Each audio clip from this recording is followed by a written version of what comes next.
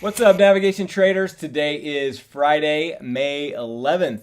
Welcome to this week's video recap. Let's jump in and go through the alerts from this week. So starting out, we did an opening trade where we sold a strangle in oil, and implied volatility popped up. The percentile popped up above that 50 level. So if we take a look at the chart, you can see oil's been just a great trading vehicle. It pops up over that 50 level, contracts, pops up over 50, contracts, pops, contracts, pops, contracts. And so we've just been putting on positions, and even with these, pretty significant move to the upside, we've been extremely profitable in our oil positions.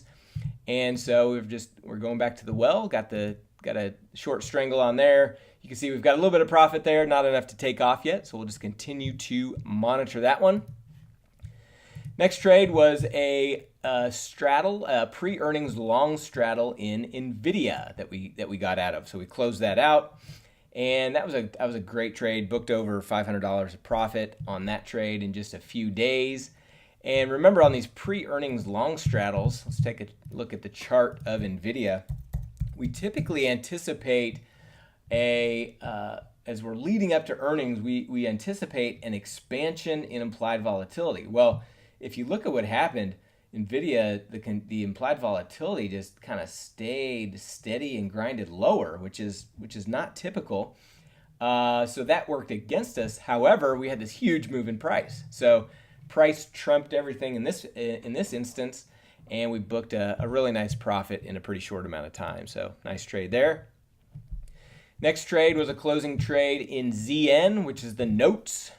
And IV percentile contracted all the way down to 2 in TLT, which is what we look at for the IV here. So closed that nice position there, booked a profit on the trade, had several adjustments. By staying mechanical, we're able to come out with a profit there, so that was a good trade.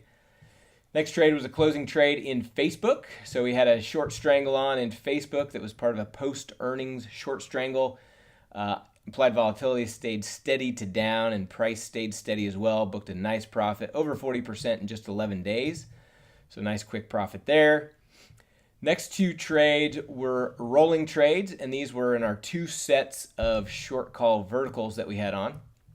And so we simply rolled these from May to June and adjusted the strikes in each one. So if we take a look at DIA, you can see that we've rolled these, and we've had stocks have been really strong this week, so it's already kind of pushed outside of our range here. But just looking for some more downside movement to benefit that. We continue to roll these because they give us that short delta, that short bias in our portfolio that we're looking for. Which, by the way, at the end of these, after I go through these alerts, we'll go to the monitor tab, and I'll give you an idea of where we're at portfolio-wise. In relation to our theta and our short delta, which is what we look at in managing our overall portfolio. So stay tuned for that here in just a couple minutes.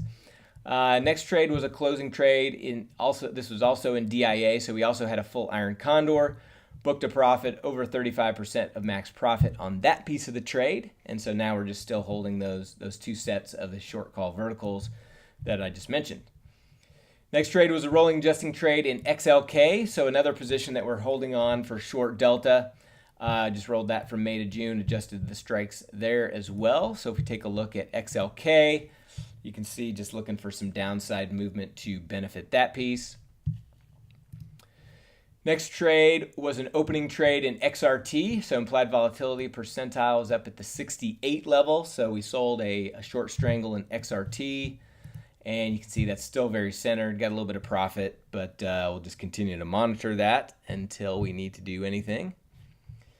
Next trade was an opening trade in McDonald's. So we put on a bullish trade in McDonald's. So we sold a short put vertical.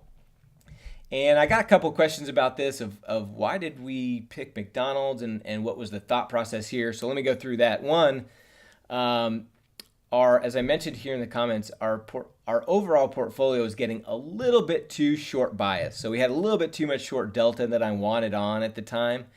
And so I was just looking through different stocks and ETFs, trying to find one that I thought was attractive for potential upside. And McDonald's fit the bill. And basically what I'm looking at if we go to a chart, is there's no magic indicator that's going to tell you if it's going to go up or down. All that stuff is pretty much garbage anyway. But basically what I was looking at is after earnings, I was really just looking at price action. After earnings, stock popped higher, kind of came down and up, started consolidating. And so just looking at this to continue to grind up to higher. Now, there's nothing that says it was, but what we're doing is we're being strategic here in not just putting on any old stock. I mean, after a spike like this, a lot of times there's consolidation and then continuation. And so that's one piece of the thought process. The other piece is we're putting this on with a better than 50-50 probability of success. So it had about 56% probability of success when I put it on. And it fits into our overall portfolio, most importantly.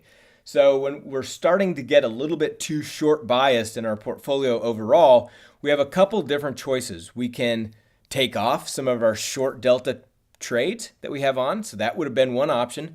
The other option would be to add in another trade with some long delta to help offset that, to help balance it. And so that's what we did. So don't overthink it, thinking that I have some magic bullet that I think that I know that McDonald's is going higher. It's nothing like that. It's just simply it fits good into our portfolio. It's another diversified underlying symbol to trade. And from the individual stock standpoint, I like this to look like it is. I anticipate this to grind higher, to move higher in the short term. So that's it. Don't overthink it. Just that's kind of the thought process. Next trade was a rolling adjusting trade in ES. So we had a long put vertical in ES, which is also part of our short delta trades.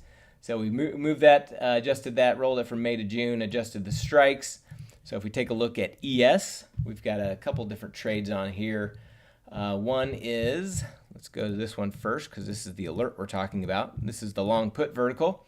So just, again, looking for some downside movement in that to benefit that piece. And then the other piece, which is a separate trade, is an iron condor that we have on in ES, which I was trying to get filled when it was more centered a couple days ago. Ended up running away from us, so I didn't get filled. So we'll just continue to monitor it now. If we get a little downside movement, we'll be able to book that as a profit on that piece of the trade. So just continue to monitor that.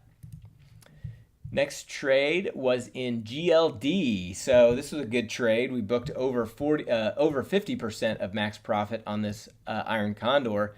And if we go to the chart, basically what happened was GLD made a decent down move, breached our downside break even. So we closed out the untested side, left on the tested side, and price came and rallied right back into our range. So we took that off, booked a profit, ended up making over 50% of max profit on the overall trade. So with just that one mechanical adjustment, ended up coming out very well on that.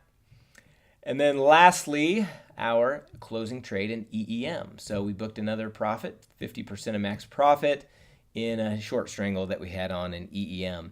Now if we take a look at a chart of EEM, implied volatility is still relatively high. It's at about 57th percentile. So if that continues to stay high into next week, we may look to re-enter a new centered position on EEM. So we'll just check that out next week to see what's going on there.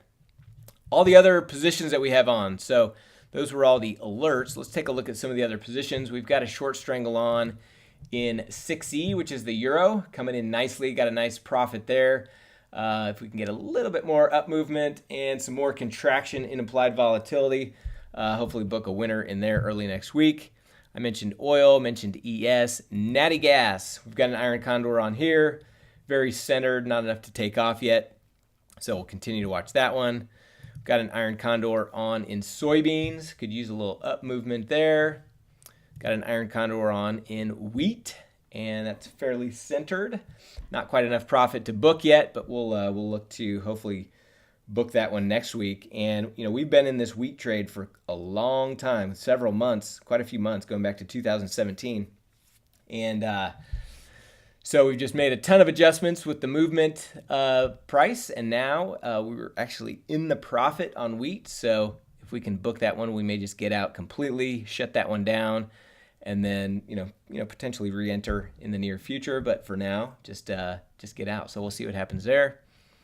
Apple's been huge to the upside after earnings. Had a significant move. So that short delta that we're using Apple for has not worked in our favor, but we will continue to manage and roll this as necessary. Depending on what happens next week, we may just end up closing it out, taking a loss. We'll see what we want to do, but definitely has moved against us there.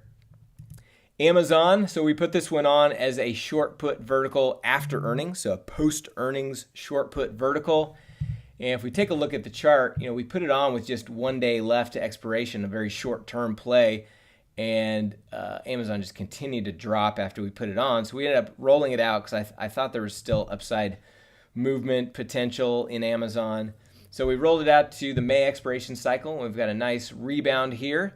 So we're still down overall a couple $100, I think, on this trade. But I still think that Amazon, typically what happens after these big pops after earnings, it may consolidate and then grind higher. But I'm looking for new highs in Amazon before we take this off. So we may look to roll this from the May cycle to June just to kind of extend that duration, try to get back to profitability on that one. We'll see what price does next week. DIA, I mentioned that. EWW, we got a short strangle on here. Could use a little bit of up movement to benefit that.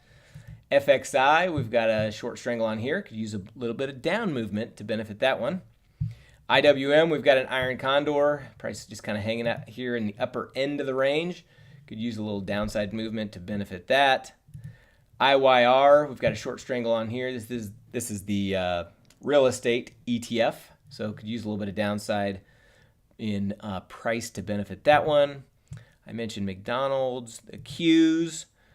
We've got, before we go, we'll go over this first. So we've still got a couple sets of short call verticals that were previously from iron condors. Again, we're keeping this in our portfolio for some of that short delta. So we'll end up rolling these early next week. These are still in May, which May has just 7 days to expiration. So we'll be rolling those early next week to keep that short delta in our portfolio. And then the other piece we have on here is we have a full iron condor. And I always get bombarded by emails. So guys, I promise, I am watching every trade all the time. I do know that price has breached the upside break even. And yes, you could adjust by removing the untested side. And we will do that early next week, depending on what price does. But just after this big move up in stocks this week, I'm just seeing if we can get a little bit of pullback. And so I'm not so fast to make an adjustment here. For one, we've got 35 days to expiration, so we've got a lot of time here. And you only want to make adjustments when absolutely necessary. A decent amount of the value of that put vertical side has come out, but still got a tiny bit left. And so I'm just not in a rush to make this adjustment. If price comes back into our range, then we'll be in good shape. If not, we will make this necessary adjustment. But just to reiterate, anytime something happens to where it's close to being an adjustment, I just get bombarded with emails. So please try to lay off those a little bit, just for our time's sake, just because we are watching every trade, and I promise when we're ready to make the adjustment, we will send out the alert. Next trade, I already went over XLK and XLT. So that's all the trades. That's all the alerts. Let's go to the monitor tab and go over our delta to theta ratio. So this is something I talk about all the time, and that is keeping short delta in our portfolio. And so we like to beta weight all of our positions to SPY so that we're kind of theoretically comparing more apples to apples instead of apples to bananas to oranges to pineapples and all the different uncorrelated symbols. We try to put these all in one category and weight those to the SPY so that we know if S&P goes up, is our overall portfolio going to make or lose money? If it goes down, is our portfolio going to make or lose money? And so we keep that short delta in our portfolio for that downside protection. You can see in our May positions, mostly because of that Amazon position, we've got a positive delta of $56. And then in our June positions, We've got short delta, negative delta of 326. And then July is pretty flat. So we've got about, what is that, about 270-ish short delta overall. And then we like to relate that to the amount of theta. So theta is our daily decay, our daily option decay. And so we've got $74 in June and $63 in July. And so you can see our ratio. So if we said we have 270 short delta versus 130-ish theta. So we're over 1 to 1. So I like, with this delta to theta ratio, I like our short delta to at least be as much as our theta. So that'd be 1 to 1. We're a little bit higher than that now. We're almost 2 to 1. And so we can go, and as a parameter, I like to go as high as 5 to 1 if I think we're really at an extreme where we're going to see some downside. I don't feel that way right now. So having kind of that 1 to 1, 2 to 1 ratio of short delta to theta is right where we want to be. So I love the balance of our portfolio. And part of that was, as I mentioned, adding in that McDonald's position, which gave us a little bit of long delta to help offset that. And it's just constantly massaging, tweaking, adjusting that overall portfolio bias to be in balance of where you want to be. So that's where we are at. I already mentioned we've got a really diversified group of symbols, from the euro to oil, S&Ps, nat gas, soybeans, wheat, some individual stocks, Dow, Mexico, China, real estate. We've got a great mix of products here, a great mix of symbols. So I really like where we stand as we speak. Hope this was helpful. Everybody have a great weekend. Look forward to another great week of trading next week. Talk to you then.